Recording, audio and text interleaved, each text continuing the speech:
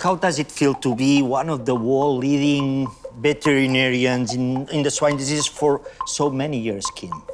Well, I don't feel like that. I must confess that I try to do my job the best possible. I enjoy so much doing so. So from this point of view, I don't care so much about those things. Do you remember how many viruses have you ever studied? A number of them, but I can't spot them. You don't have the number? No, not really. Which is the best one? Of course, PCV2, porcine circovirus 2, has been with me the last 26 years. So from this point of view, I feel so attached to it. Don't miss the new season of The Talk Show.